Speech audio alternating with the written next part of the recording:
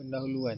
Konflik antara undang-undang Islam dan sivil telah banyak diperkatakan oleh para ilmuwan serta tokoh-tokoh penerangan memandangkan ianya merupakan isu semasa yang masih berterusan hingga ke hari ini. Sistem kehakiman di negara ini mempunyai dua dikotomi kuasa yang sama berkaitan dengan orang Islam, iaitu Mahkamah Sivil dan Mahkamah Syariah. Mahkamah Sivil tidak senari dengan bidang kuasa Mahkamah Syariah, dan kecenderungan Mahkamah Sivil mencampuri bidang kuasa Mahkamah Syariah dengan menggunakan pendekatan prinsip undang-undang Inggeris. Keadaan ini telah menyebabkan berlakunya konflik bidang kuasa yang berbeza dalam satu isu undang-undang Islam di antara Mahkamah Sivil dan Mahkamah Syariah. Isu yang pertama ialah Mahkamah Sivil tiada lagi bidang kuasa ke atas Mahkamah Syariah. Pindaan terhadap perkara 121/1A Perlembagaan Persekutuan telah dibuat melalui Akta Perlembagaan Pindaan 1988, Akta 704 yang memperuntukkan Mahkamah Sivil tidak lagi mempunyai bidang kuasa berkenaan apa-apa perkara yang Mahkamah Syariah mempunyai bidang kuasa. Perlembagaan telah meningkatkan taraf dengan memberikan kuasa eksklusif kepada Mahkamah Syariah tanpa perlu campur tangan daripada Mahkamah Sivil. Isu yang kedua, bidang kuasa eksklusif Mahkamah Syariah dan pengasingan kuasa. Mahkamah Syariah menjadi badan yang bebas dan eksklusif dalam menjalankan urusan penghakiman tanpa perlu skeptikal kepada campur tangan Mahkamah Sivil. Pengasingan bidang kuasa ini bertujuan untuk menyelesaikan konflik undang-undang di antara Mahkamah Sivil dan Mahkamah Syariah. Isu yang ketiga, konflik undang-undang sivil dan syariah yang masih berterusan. Bidang kuasa eksklusif yang diberikan kepada Mahkamah Syariah masih tidak sepenuhnya dilaksanakan kerana terdapat beberapa keputusan yang dibuat oleh Mahkamah Syariah telah dicabar kesahan penghakimannya oleh Mahkamah Sivil, seperti dalam kes Tioh Eng Huat lawan Kadi Pasir Mas and Another 1990 2 MLJ 300. Mahkamah Agung telah memutuskan bahawa agama bagi mereka yang berada di bawah umur 18 tahun akan ditentukan oleh ibu bapa atau penjaga, walaupun Mahkamah Syariah telah mengesahkan keislamannya. Isu bidang kuasa antara Mahkamah Syariah dan Mahkamah Sivil masih wujud walaupun perkara 121/A telah dipinda. Bidang kuasa untuk mendengar kes bagi Mahkamah Syariah hanya terhad kepada pihak-pihak yang beragama Islam sahaja. Jika ada dua pihak yang terlibat dalam satu pertikaian, maka Mahkamah Syariah hanya boleh membicarakan pihak yang beragama Islam sahaja dan bukan kepada pihak yang bukan beragama Islam.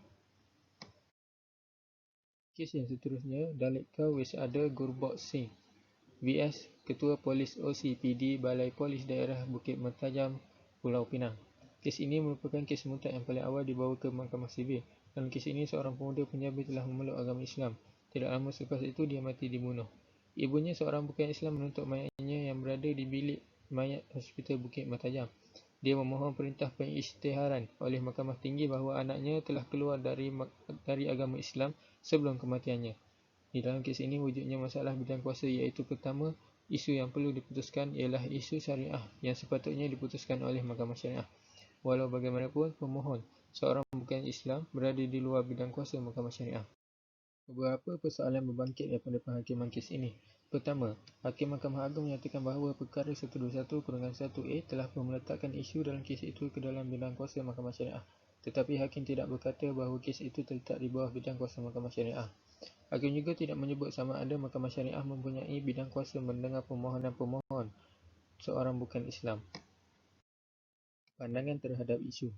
Jika terdapat isu-isu syariah dalam sesuatu kes di Mahkamah Sivil yang mana kes tersebut terletak di luar bidang kuasa Mahkamah Syariah kerana salah satu atau kesemua pihak di dalam kes tersebut bukan orang yang beragama Islam, maka Mahkamah Sivil itu hendaklah bersidang bersama-sama seorang Hakim Mahkamah Syariah.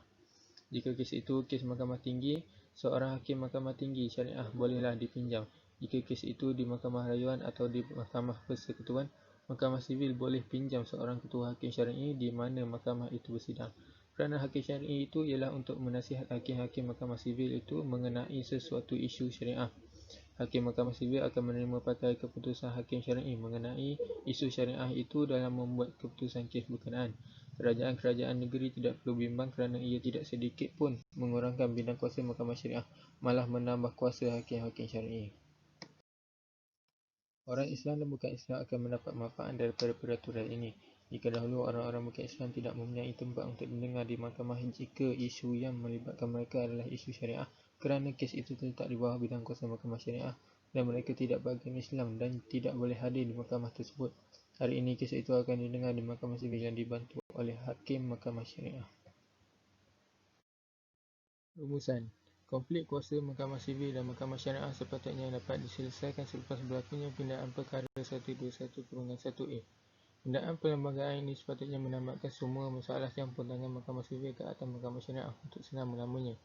Mahkamah Sivil sepatutnya mengelakkan diri daripada melakukan campur tangan dalam perkara yang berkaitan dengan Islam yang hanya boleh diputuskan oleh Mahkamah Syariah yang telah diberikan bidang kuasa eksklusif.